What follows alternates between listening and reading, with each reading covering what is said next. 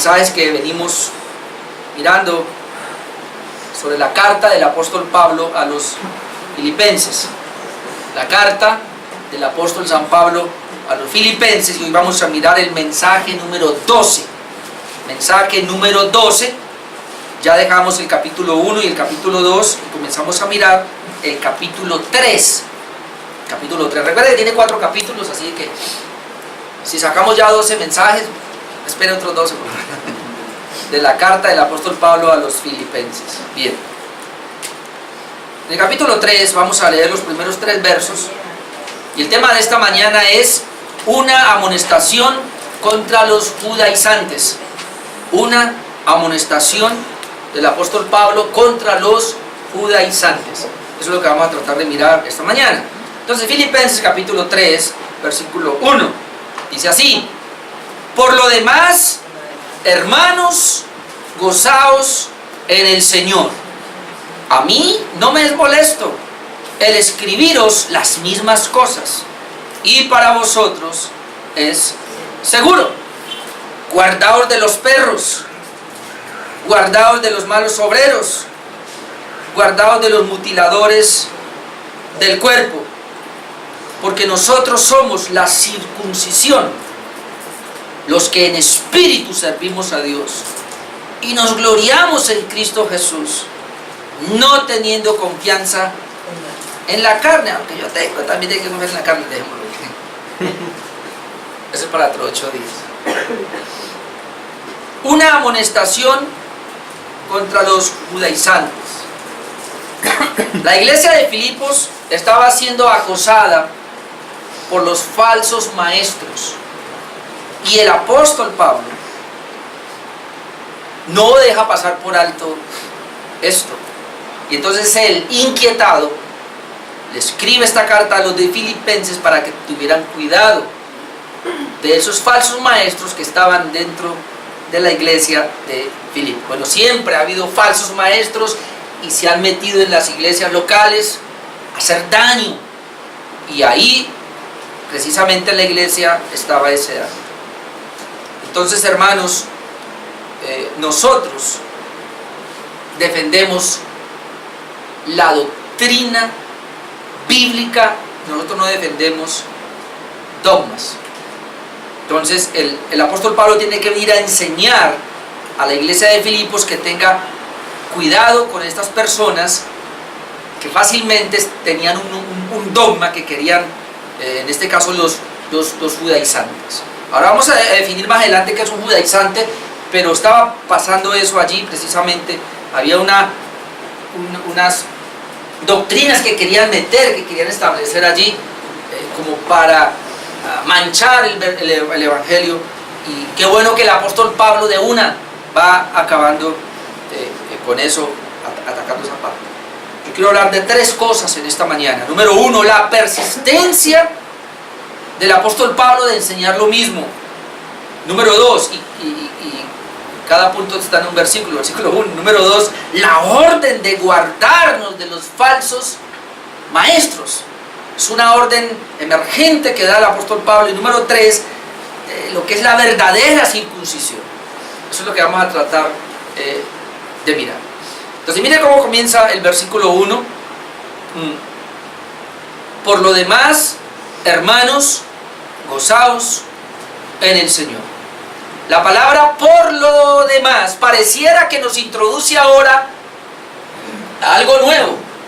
Y recuerde que él, lo que ha venido hablando, veíamos que en el capítulo 2, el ejemplo de Jesucristo para salvarnos a nosotros, y cómo recibimos la salvación en Cristo Jesús, en la cual teníamos que ocuparnos en ella, y que gracias a que nos ocupamos en ella podemos nosotros ser luminarias en este mundo, dar buen testimonio. De hecho, nosotros somos la luz de Cristo en medio de un mundo oscuro. Y veíamos cómo nos dejó 2 ejemplos de 2 hombres que eran luminarias, y nos pone a Timoteo, lo habíamos visto, y hace 8 días veíamos a Epafrodito. Con Epafrodito salimos un poquito tocados, ¿verdad? Tremendo, hace 8 días lo de Epafrodito. Si usted no vino al culto, hermano, por favor, espero que ya se haya puesto al día, porque es impresionante. Ahora, después de eso pareciera que nos introduce a un nuevo tema, pero no nos está introduciendo a un nuevo tema. ¿Por qué dice aquí? Vea, por lo demás, o sea, a pesar de lo que vengo hablando, y lo llama otra vez, no voy a referirme a eso, que ya nos referimos a lo que es un hermano. Por lo demás, hermanos, gozaos en el Señor. Recuerde que la epístola a los filipenses dijimos que el tema general es el gozo. Y entonces ahora él les va a comenzar a hablar de un problemita que había allá, pero primero les quiere decir, mire, antes de contar lo que les voy a decir, lo que viene ahora, vamos a gozarnos. Y por favor, gócese. Les voy a introducir un nuevo tema, pero o no es nuevo, siempre ha estado, pero vamos a gozarnos en el Señor. O sea, el gozo del Señor, hermanos, iba a evitar la desunión que pudiese venir a una iglesia local. Porque si él dice, bueno, vamos a tener el gozo, pero no el gozo, sino el gozo en el Señor. Recuerden que Cristo siempre es el que debe estar ahí en preeminencia, y Cristo va a evitar que entremos en una desunión. Recuerden que comenzamos mirando el capítulo 2, donde decíamos que la iglesia debería de mantener la unidad, la unidad y la ayuda a los demás, ¿no? Habíamos visto eso. Ahora, cuando a la iglesia va a entrar algo que la quiere perturbar, que le puede dañar esas cosas, pero si la iglesia tiene el gozo del Señor, si la iglesia aprende a mantener a Cristo como su centro, como la centralidad es Cristo, entonces ahora cuando viene la amonestación no va a haber pues ningún problema. Entonces por eso les habla del gozo.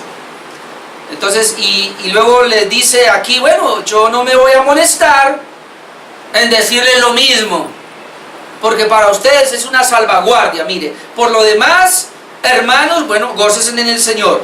A mí no me es molesto. Por eso el punto número 1 es la persistencia en enseñar lo mismo, dice él. Dice Pablo, a mí no me es molesto en escribiros las mismas cosas. Y aquí es donde uno puede entender que Pablo había ido a Filipos, había fundado la iglesia, les había enseñado varias veces, y ahora en la carta les vuelve a mencionar o a enseñar lo mismo. Y él dice, a mí no me molesta repetirle lo mismo, enseñarle lo mismo, y hay una razón, porque para ustedes es seguro, o para ustedes es provechoso. Esto, hermanos, me llama la atención, pero antes de hablarle de eso, quiero mostrarle qué es lo que él quería, qué es lo mismo que él quería enseñarles, y está en el capítulo 1, versículo 27. Vamos a mirar. Se refiere a esto. Dice, solamente que os comportéis como es digno del Evangelio de Cristo, un comportamiento digno. El Evangelio tiene una dignificación y ustedes deben portarse de esa manera, para que, o sea, que vaya a veros o que esté ausente, oiga de vosotros que estáis firmes en un mismo espíritu. ¿Qué es lo que les había hablado? Deben estar firmes en un mismo espíritu, deben estar combatiendo unánimes por la fe del Evangelio. Eso se los he dicho, se lo repito otra vez. ¿Por qué? Y luego dice, y en nada intimidaos por los que se oponen. Ahí ya vemos unos enemigos, gente que se opone, que para ellos ciertamente es inicio de perdición, más para vosotros de salvación y esto de Dios. Entonces, lo que él está diciendo es, mire, no se intimiden ustedes ahora, porque hay gente dentro de ustedes que se está oponiendo al Evangelio. Son enemigos del Evangelio, son enemigos de la causa de Cristo, pero están ahí. Entonces ahora él tiene que decirle, por eso yo les voy a hablar a ustedes lo mismo, que mantengan la unidad, que mantengan la fe, mantengan el gozo en el Señor, a pesar de los enemigos que estén dentro ahí. Y es lo que vamos a tratar de ver ahora, y comenzar a mirar esos enemigos. Ahora, me llamó la atención esta parte porque dice Pablo, a mí no me es molesto el escribiros las mismas cosas. Las mismas cosas. Para ustedes es seguro. O sea, es el salvaguardia, es el que los va Los va a salvar del error de los que vienen a pervertir el evangelio, pudiéramos decir de esa manera. Repetirle las mismas cosas hasta que estén seguros de lo que creen.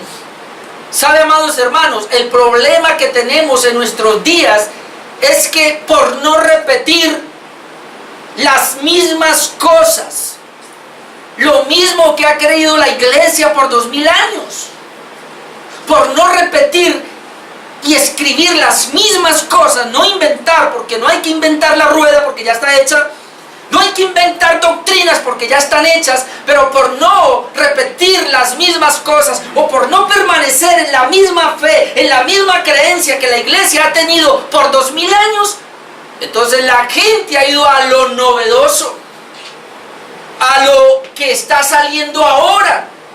Y tenemos iglesias grandes, heréticas totalmente, contrarias al evangelio, contrarias a la palabra. Pero como son dichos por esos hombres famosos, los que asisten allí se comen todo. Hermano, nos hubiéramos evitado, y es lo que el apóstol quiere decir ahora, nos hubiéramos evitado la proliferación de todas estas herejías modernas si tan solo la iglesia se hubiera quedado en repetir lo mismo y recibir lo mismo. Mi experiencia en la vida cristiana fue esa, de leer la Biblia y de no poder estar acorde con esta iglesia, tampoco poder estar acorde con este pastor, con este pensamiento. Había algo que a mí no me calaba. Cada vez que leía la Biblia yo veía distinto. Pero ¿qué pasa? Y a mí me enamoró. Yo le dije aquí una vez, y gracias a que alguien me regaló un libro sobre el despertar de la gracia, se llama así, eso me revolucionó y yo dije, caramba, hay algo que se llama la gracia de Dios que yo no la conozco. Y yo comencé a indagar y a buscar en el año 1994, nunca se me olvida, indagando por la gracia de Dios. Y como en el 2011, recuerdo tanto, después de haber pasado por tantas cosas, y yo ya decía, llegó un punto donde me asusté, porque llegó un punto donde yo dije, ¿será que yo me creo que tengo la verdad y no la tengo, porque yo veo todos los demás torcidos? ¿Qué pasa? Y ahí es donde yo me meto en internet y pongo ahí, la gracia de Dios. Es que me sale un poco de páginas y me entré en una página que decía las doctrinas de la gracia. Y cuando yo conozco, hermano, lo que son las doctrinas de la gracia, y luego lo peor me doy cuenta, o lo mejor para mí, pero lo peor por lo que venía, que esas doctrinas de la gracia siempre han existido por los 2000 años, que es lo que la iglesia ha defendido. Yo dije, caramba, y cuando yo comienzo a mirar eso, digo, es que esto es lo que yo creo. ¿Por qué lo que yo creo? ¿Por qué lo que está en la Biblia? Y entonces, ¿qué estaba pasando con todo lo que estaba alrededor mío? Era gente que quería inventar, quería traer lo novedoso. Hermano, si la iglesia se hubiera mantenido con las doctrinas correctas, y entonces cada vez que se levantara una herejía por ahí, o alguien, un pastor con una herejía nueva, no señor, eso no es de Dios, y ya lo callaron, y quieto en primera, pero eso así no fue. Ahora hoy día cada uno salió con su chorro, con su chorrera, y es impresionante. Usted se da cuenta, hermano. ¿Sabe cuántas unciones yo no veo? Estos días veía por ahí que un predicador con una escoba, ahí la unción de la escoba, que la unción del zapato, de la pecueca, una cantidad, y uno se queda desaterrado, hermano. Yo digo, pero ¿qué es lo que es eso? ¿Ah? La unción de la metralleta. La unción de la metralleta, es una cantidad de, no sé yo. ¿Qué es esto? Ahora, la Biblia precisamente nos habla. Y antes de ir allá, para enseñar las mismas cosas, hermanos, tenemos que tener cuidado. Las mismas cosas acá se refiere a la palabra de Dios. Aquí no vamos a hablar del sincretismo religioso, porque hoy día la gente, por procurar mantener la unidad, hay un sincretismo religioso en las iglesias. ¿Qué es eso? No importa usted la doctrina que crea, no importa lo que usted crea, con tal de que la iglesia esté unida, unámonos. No, hermanos, yo me he dado cuenta que no es así. Nos vamos a mantener las mismas cosas que dice Pablo, pero lo que él enseñó, amén, y lo que la iglesia ha venido enseñando, que es lo mismo que dejó el apóstol Pablo. Vamos a mirar Judas un momentico. Esto es impresionante. Antes de Apocalipsis está Judas, versículo 3. Ahí donde yo diría, hermanos, que las confesiones, en este caso la confesión de fe que tenemos nosotros,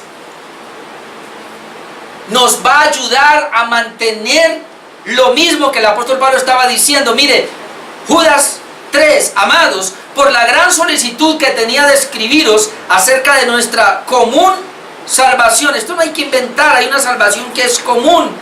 Me ha sido necesario escribiros exhortándoos que contendáis. Yo tengo la salvación común, pero ¿qué me toca ahora? Contender ardientemente por la fe que ha sido una vez dada a los santos. Hermano, ¿qué puede ver ahí? La fe que fue, ¿qué? ¿Dada? ¿Cuál fe? ¿Cuándo fue dada? Una vez. Una vez. Entonces dice, contendáis ardientemente por la fe que ha sido una vez dada a los santos. O sea, la fe correcta, el evangelio, la palabra de Dios fue dada una vez. ¿Y qué es lo que tenemos que hacer nosotros? Tomar esa palabra que fue dada una vez y reiterarla, repetirla y repetirla y enseñarla y enseñarla. Pero ¿qué es lo que hay que enseñar?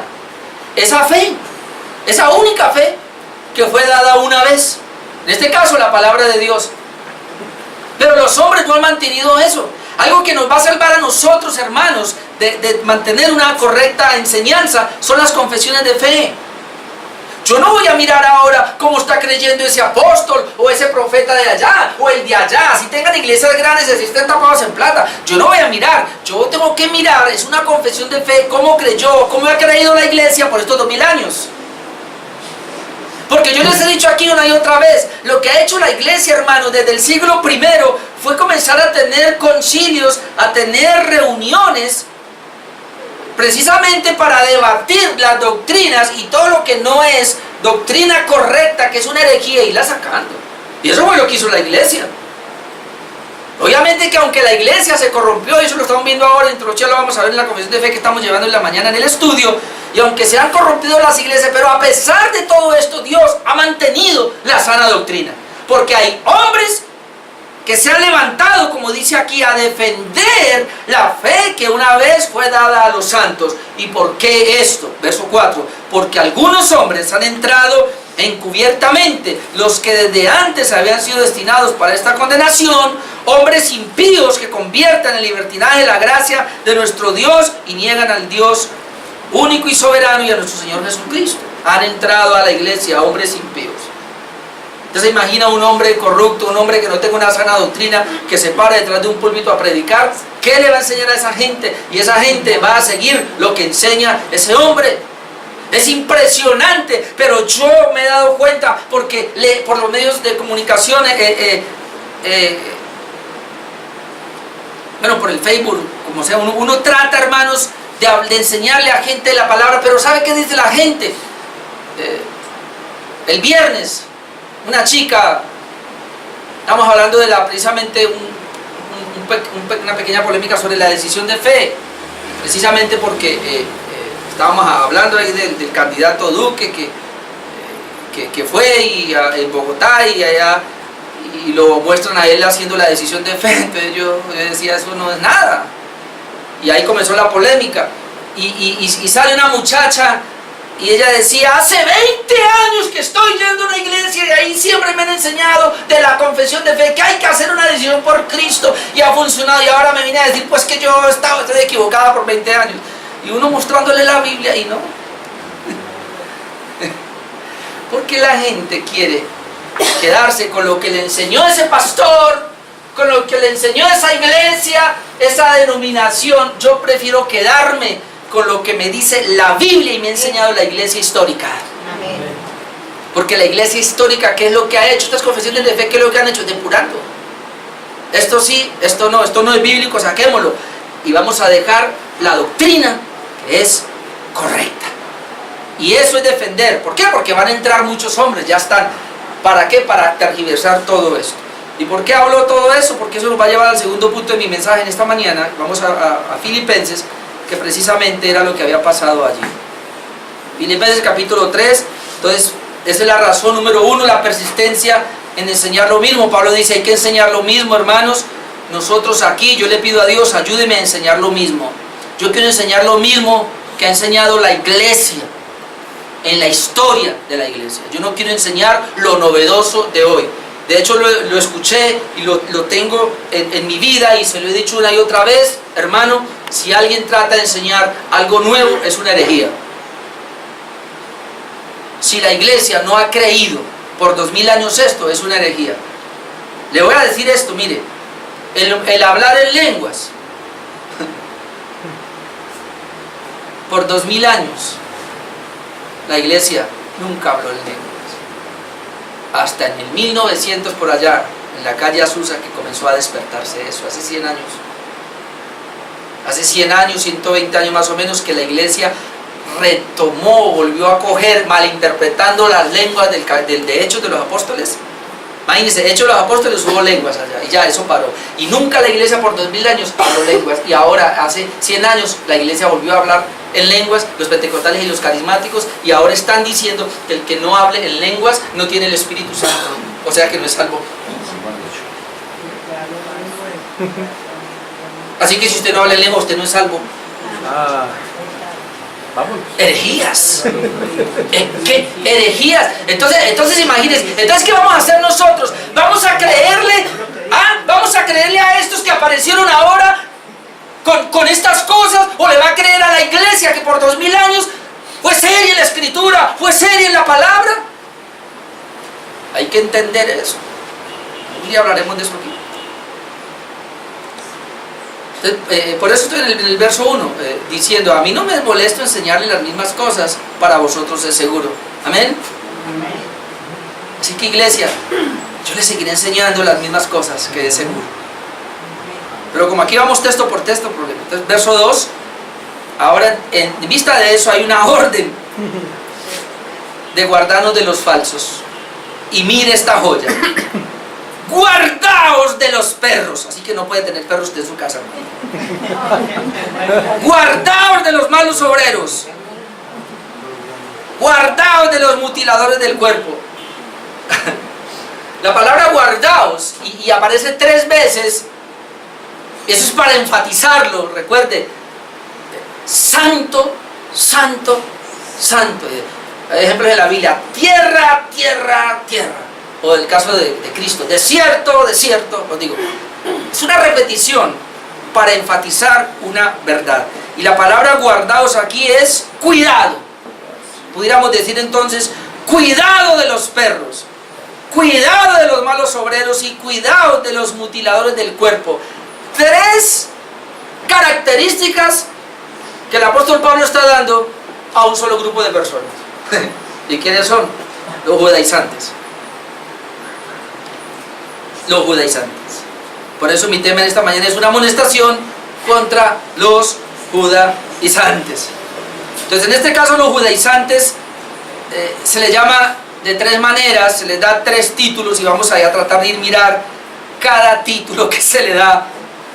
Cuando él dice, esa es la razón por la cual, recuerde, estamos conectando con el versículo, capítulo 1, versículo 28, donde dice ahí: nada intimaos con los que se oponen. Hay gente que se va a oponer. Ahí en ustedes, iglesia de Filipos, hay un grupo de personas que se va a oponer, y este grupo son los judaizantes, y el apóstol Pablo le da 3 títulos, le dice: esos son perros, a esos judaizantes, esos son malos obreros, y esos son los mutiladores del cuerpo.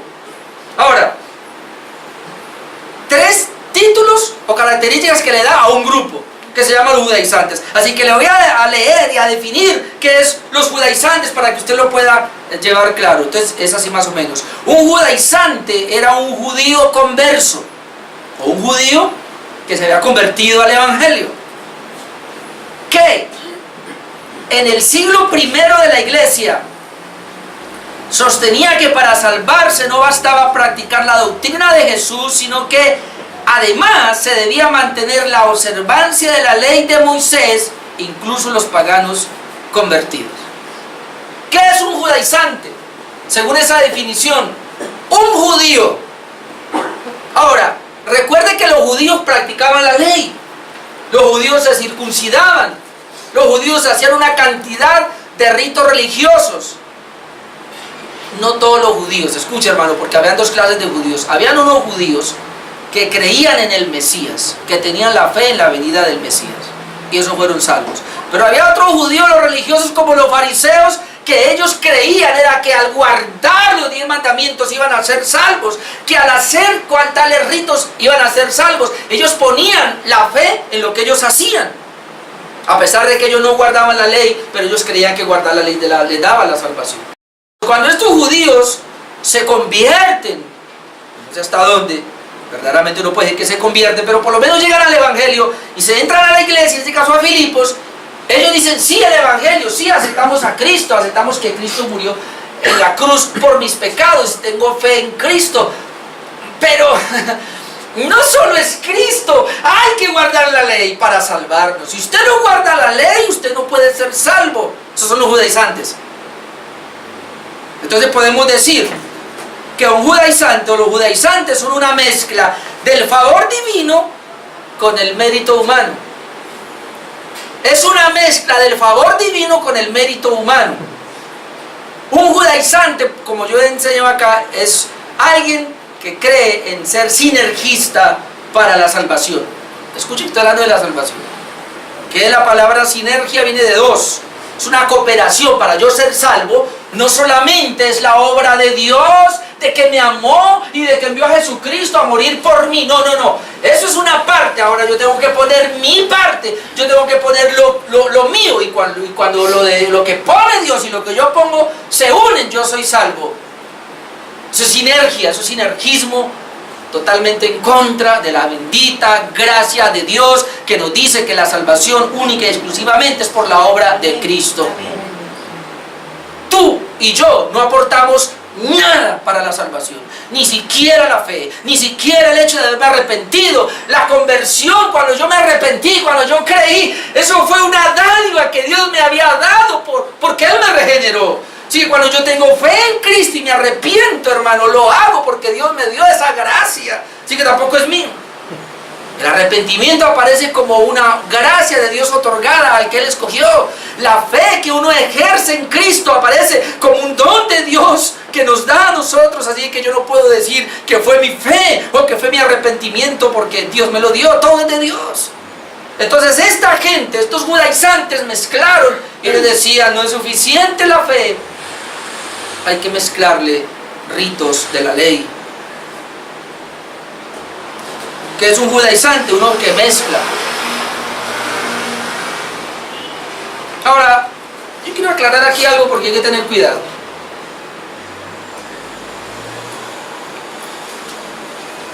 Porque tenemos hoy día en las iglesias judaizantes, o si no son judaizantes, tienen otro nombre que son legalistas. Son parecidos, legalistas. ¿Qué es eso? Que creen que si no guardan la ley, perfectamente se van a perder, porque confían en el mérito humano. Pero en lo contrario aparece otro grupo que se llama los antinomianos, que hay que tener cuidado también. Entonces los antinomianos son el extremo de los judaizantes y son el extremo de los legalistas. Que los antinomianos dicen, es cierto, yo no necesité nada, la ley no me salvó, es solo la fe en Cristo, pero entonces ahora anulan tanto la ley de Dios o la ley moral que dice, yo ya no necesito la ley para nada. Y eso es un peligro también. Yo le aprendí a los puritanos, si bien es cierto que la ley no me pudo salvar a mí, los 10 mandamientos no me pudieron salvar, esos 10 mandamientos o esa ley moral no me pudo salvar, entonces esa ley me mostró mi pecado y esa ley me llevó a Cristo, que es lo que dice Gálatas. La ley, como no me pudo salvar, me llevó a Cristo, que Él sí me pudo salvar. Pero luego Cristo me envía de nuevo a la ley, decían los puritanos, y eso es comprobado por la palabra, para que yo ahora a través de la ley sea santo. ¿Ve? ¿Por qué tenemos ahí los 10 mandamientos? Y los enseñé aquí la ley moral de Dios. Porque cuando yo miro los 10 mandamientos y miro esa ley moral de Dios y yo procuro guardarla, hermano, yo estoy siendo santo. Yo no guardo esa ley para salvarme, yo guardo esa ley para santificarme. Amén. Aclaré eso porque mucha gente se da cuenta de los judaizantes. No, un momentico. Los judaizantes es para la salvación. Ahora sí vamos con los títulos. Vamos a definir los títulos. Ay, Padre mío. Verso 2. Guardaos, cuidaos de los perros. Es el primer título que le dan los judaizantes. Y ese título de perro no está hablando de los perros falderos o de los perros de la casa. ¿Sabe a quién está hablando? De los perros vagabundos. Ahora imagínese un perro vagabundo, de esos perros que llegaban a cuanta porquería había se la comían. Está hablando de ese tipo.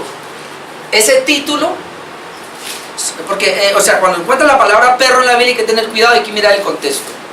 Porque hay varios hombres de Dios que dijeron, no, yo soy un perro muerto. Esa expresión de perro muerto lo que está indicando es que él es humilde, o sea, él no está bajito. No hablemos de esos perros. Pablo aquí está usando la palabra perro porque se le usaba, inclusive los mismos fariseos usaban la palabra perro a todos aquellos que no estaban con ellos, no creían igual. Ahora Pablo lo agarra y dice, listo, vamos a la misma. Un perro para mí es aquel que no tiene una doctrina sana, que no está correcto, en este caso judaizante, y lo llama perro. Por eso usted lee en Apocalipsis que dice que los perros no entrarán al reino de Dios. Y se refiere a esos perros, a esos falsos maestros. Y en 2 de Pedro 2:22 dice que el perro vuelve al vómito. Se refiere a esos perros. Y cuando usted ve ahí en 2 de Pedro 2:2, esos perros que vuelven al vómito, ¿quiénes son? Los falsos profetas. En otras palabras, estos judaizantes son como perros que se comen todo la porquería. Ellos no quieren el evangelio puro. Ellos quieren las porquerías de su esfuerzo humano para la salvación. Esas justicias que dice el Señor en Isaías, que son trapos de inmundicia, estos falsos las cogían y les daban un valor y se comían eso. O sea, en otras palabras, un perro era aquel que confiaba en sí mismo para salvarse. Y así lo llamó. Fuerte eso, ¿verdad? Entonces, ¿quién es un perro? Aquellos maestros falsos o que tenían un evangelio diferente. Rapidito, Gálatas 1:6. Ahí solo voy a leer nomás porque el tiempo se fue. Gálatas 6. Gálatas 1. Gálatas no tiene. Sí tiene. Gálatas 1:6 dice: estoy maravillado de que tan pronto os hayáis alejado del que os llamó por la gracia de Cristo para seguir un evangelio diferente. Pablo como que está medio maravillado por ahí. No que haya otro evangelio, porque no hay otro evangelio, sino que hay algunos que os perturban y quieren pervertir el evangelio de Cristo. No te pervertir el evangelio de Cristo. Mas si aún nosotros, un ángel del cielo, mira a dónde llega Pablo. Pablo ya tiene el evangelio y lo enseña y dice, pero puede ser que aún nosotros, él mismo se mete, o puede ser que un ángel del cielo os anunciare otro evangelio diferente del que os hemos anunciado, sea anatema. ¿Sabe, hermano? Por eso a mí me gusta la confesión de fe, por eso me gusta mirar la iglesia histórica, cómo ha creído, porque se ha mantenido el evangelio correcto. Que alguien aparezca ahora a decir que tiene el evangelio correcto y ese evangelio no es el mismo que la iglesia ha creído por 2000 años, no es un evangelio correcto, es un falso evangelio. Porque Pablo mismo se mete y dice, yo ya los enseñé a ustedes el evangelio correcto, pero si ahora yo mismo vengo, o cualquiera de estos apóstoles, o alguien, o aún un ángel del cielo a decirles que les trae el evangelio verdadero, es el maldito. No, hermano, si entendiéramos eso, si entendiéramos las palabras de Pablo, que él mismo está diciendo, yo si predico diferente a lo que Cristo me enseñó, soy maldito.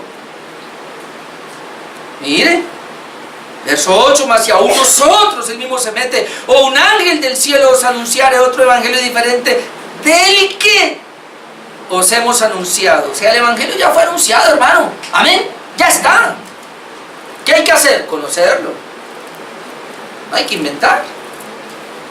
Como antes os hemos dicho, también ahora lo repito, si alguno os predica diferente evangelio del que habéis recibido, sea anatema. La palabra anatema es maldito.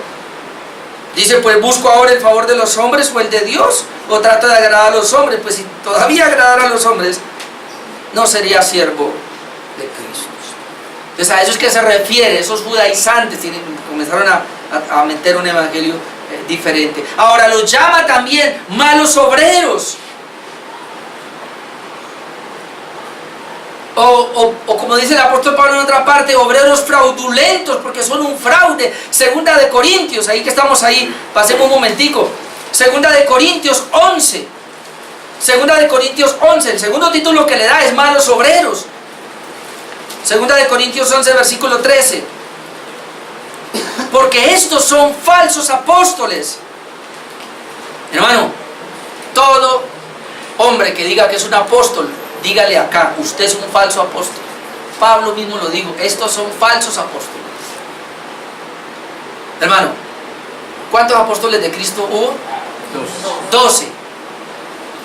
Más Pablo. No sé cómo es eso, es el problema de Dios. Pero hay 12 apóstoles más Pablo. Así está en la Biblia. 12 apóstoles más Pablo. Entonces alguien dijo por ahí, 13 apóstoles. El pastor Pablo de Decisión Jesús decía, no, son 12 apóstoles más Pablo. 13, no son 13 apóstoles, son 12 apóstoles más Pablo. Tiene razón, porque en Apocalipsis aparece solamente 12 apóstoles. No podemos decir que eran 13 apóstoles de Cristo, 12 apóstoles de Cristo más Pablo. Amén. Yo me quedo con eso. ¿Qué más puedo hacer? Porque estos son falsos apóstoles, mire, obreros fraudulentos. Por eso les llaman malos obreros. Obreros fraudulentos. ¿Qué es la palabra fraudulento? Son un fraude, son una decepción, que se disfrazan como apóstoles de Cristo. Oh, apóstol que me está escuchando, usted se disfraza como apóstol de Cristo, pues le va a decir usted qué es. Usted es esto. No es maravilla, porque el mismo Satanás se disfraza como ángel de luz. Así que no es extraño si también sus ministros se disfrazan como ministros de justicia, cuyo fin será conforme a sus obras. Todo apóstol que aparezca hoy es un apóstol del diablo, porque se disfraza, está disfrazando como apóstol de Cristo y no es ningún apóstol. Wow. Y así dice también, wow, pues que ahora que diga wow, porque es hasta un perro, por eso hacen así. La visión del perro. No, y ahí es un perro. Sí. Así dice Pablo aquí, eso es un perro. En la antigüedad eran expulsados. Y lo dirá, claro, era eso hoy día. Que la envía como perro. Eso, como perro. Otro título, le llama mutiladores del cuerpo. Y recuerden que ese título, ¿para quién es? Para los judaizantes. ¿Quién es un judaizante? Aquel que no estaba solamente de acuerdo con el evangelio, sino que hay que agregarle algo, mi esfuerzo humano, judaizante. Y lo llama ahora mutiladores del cuerpo, y esta parte pues creo que la comprendemos.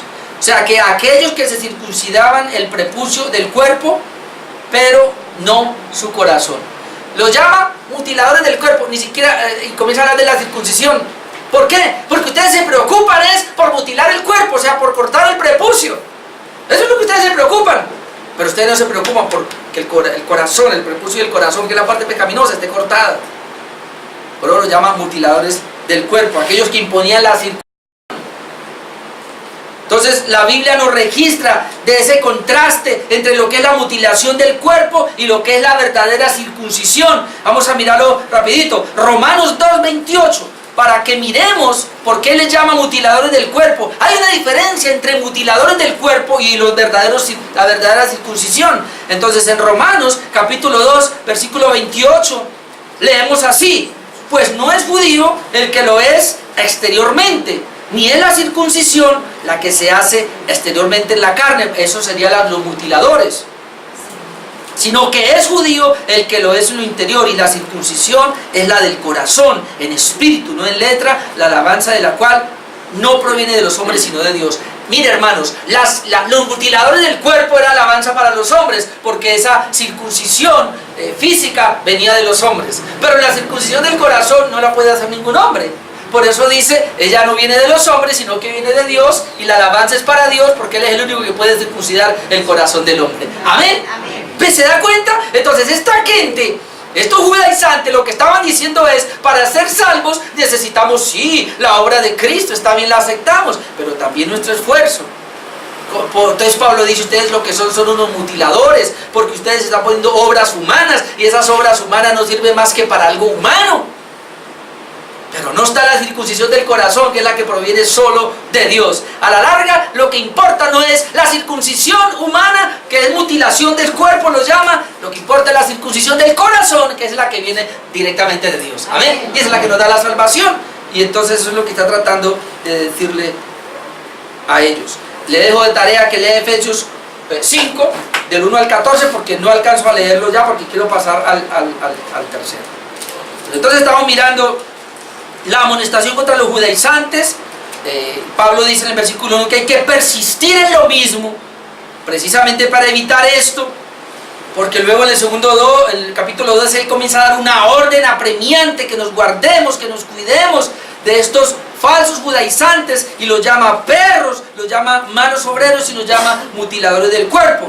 Ahora pasa al versículo 3 a explicarnos lo que es la verdadera circuncisión, ya que estos judaizantes, como no comprendían cuál era la verdadera circuncisión, ahora en el versículo 3 no lo aclara, y él dice así: porque nosotros somos la circuncisión, los que en espíritu servimos a Dios y nos gloriamos en Cristo Jesús, no teniendo confianza en la carne.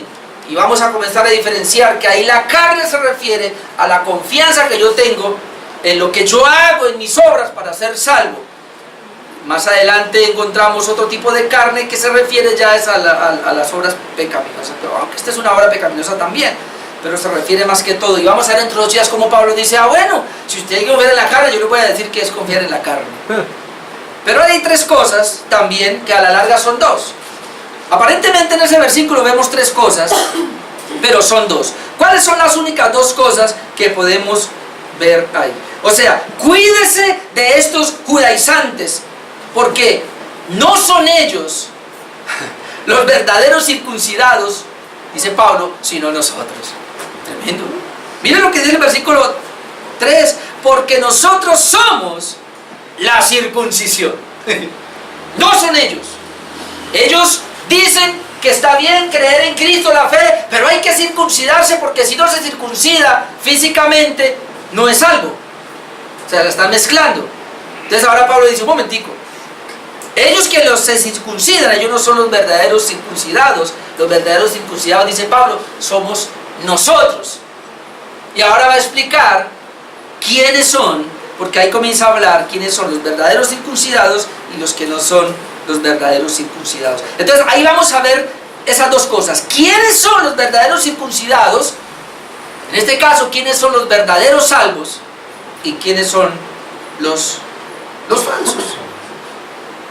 Entonces ya usted, ya no alcanzó a ir allá, pero Gálatas 6:15, después busca Efesios 2:14, donde otra vez el apóstol Pablo comienza a hablar de que el verdadero judío no es el que lo es en lo externo, sino el que lo es en lo interno. Y vamos a ver esas dobles descripciones que aparece acá. Y él dice: bueno, ¿quién es el verdadero circuncidado? Versículo 3: nosotros somos la circuncisión. ¿Cómo así, Pablo? ¿Quiénes son? Y ahí está el primer punto: los que en espíritu servimos a Dios y nos gloriamos en Cristo Jesús, no teniendo confianza en la carne. Entonces, servir en espíritu da como resultado darle la gloria a Cristo. Pero vamos a definir esa palabra entonces: los que adoramos en Cristo o tenemos el espíritu son los que servimos. Entonces Pablo diría de esta manera: ¿quiénes son entonces los verdaderos? Si estos judaizantes no son los verdaderos porque son perros, porque son malos obreros, porque son los mutiladores del cuerpo, entonces ¿quiénes son los verdaderos? Dice Pablo: nosotros. ¿Y qué caracteriza a nosotros los verdaderos? Nos caracteriza los que en espíritu servimos a Dios.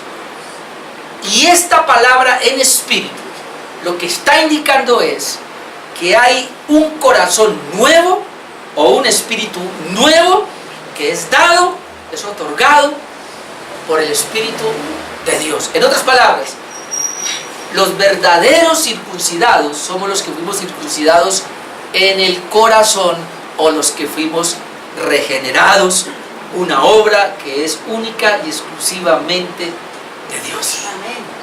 Ese es. ¿Qué pasa con ustedes judaizantes? No, ustedes creen que es Dios, pero le ponen confianza a su carne. Ustedes mismos creen que es su obra. Sí, Dios, pero yo, 50 y 50. Dios hace lo suyo, yo hago lo mío. Como alguien dijo por ahí: a Dios rogando y con el mazo dando. O sea, Dios hace la parte suya y yo hago la mía. Entonces, ¿cómo es eso? Sinergia. Es lo que está diciendo. Pablo dice: un momentito, así no es. Ustedes que creen en Cristo, pero que también creen en la circuncisión para salvarse, ustedes no son los verdaderos. Los verdaderos somos nosotros. La verdadera circuncisión es aquella que se hizo en el espíritu mío y en el espíritu de nosotros. Nuevo corazón, una obra netamente de Dios, hecha por el Espíritu de Dios. Así Así que el verdadero circuncidado es el que tiene al Espíritu de Dios morando en su vida, de tal manera que esa persona termina obedeciéndole a Él y haciendo lo que el Espíritu Santo dice que hay que hacer. ¿Se da cuenta?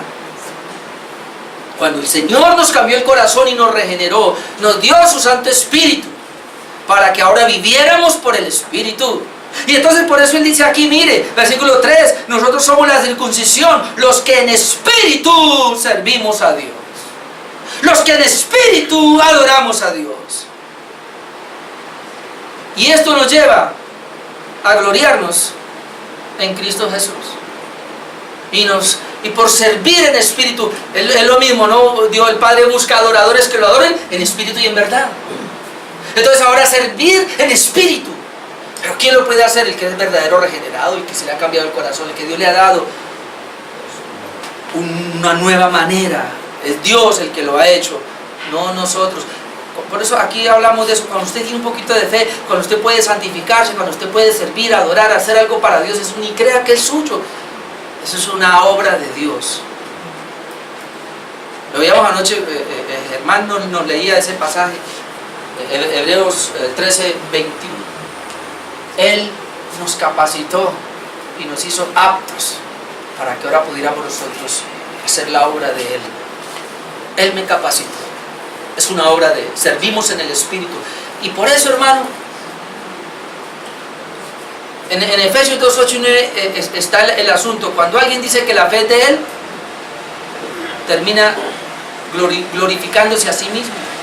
Dice que somos salvos por gracia, no por obras, para que ninguno se gloríe.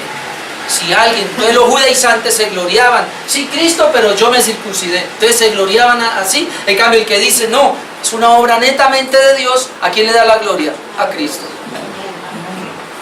Y lo último aquí, los que no confían en la carne, o no tienen confianza en la carne. Versículo 3, porque nosotros somos la circuncisión, los que en espíritu servimos a Dios y nos gloriamos en Cristo Jesús, obviamente no teniendo confianza en la carne. No teniendo confianza en la carne. ¿Y qué es la carne? Cualquier cosa fuera de Cristo que me dé esperanza para mi salvación. ¿Qué es la carne? Cualquier confianza que tenga en usted para salvarse. Esa es la carne. Pablo dice, nosotros, los verdaderos circuncidados, no confiamos en nuestras obras, en nuestras justicias, o no confiamos en el guardar la ley para nuestra salvación. No confío en eso para nada. Netamente confiamos en la obra de Cristo. Al punto de que usted se para hoy aquí y dice, ¿por qué está aquí en la iglesia? ¿Por qué usted comenzó a venir a la iglesia? ¿Por qué usted ahora está caminando en Dios? ¿Es que usted era más inteligente que aquel que no camina? No. Por la gracia de Dios. Por la gracia de Dios estoy aquí. Por la gracia de Dios estoy aquí parado predicando. Por la gracia de Dios usted está sentado escuchando esta palabra. Yo no tengo ninguna milésima de confianza en mí. Si yo confiara en mí, estaría en el infierno. Estoy aquí parado por la gracia de Él. No puedo confiar en la carne. Y vamos a ver dentro de 8 días cómo Pablo comienza a ver que él podía confiar en la carne y tenía mérito para confiar, pero vamos a ver cómo no le sirvió para nada. Algo que tú y yo necesitamos aprender, porque esta carnecita muchas veces quiere llevarnos a eso. Yo antes, cuando predicaba y me bajaba de la predicación, yo quería confiar, ay, lo hice bien.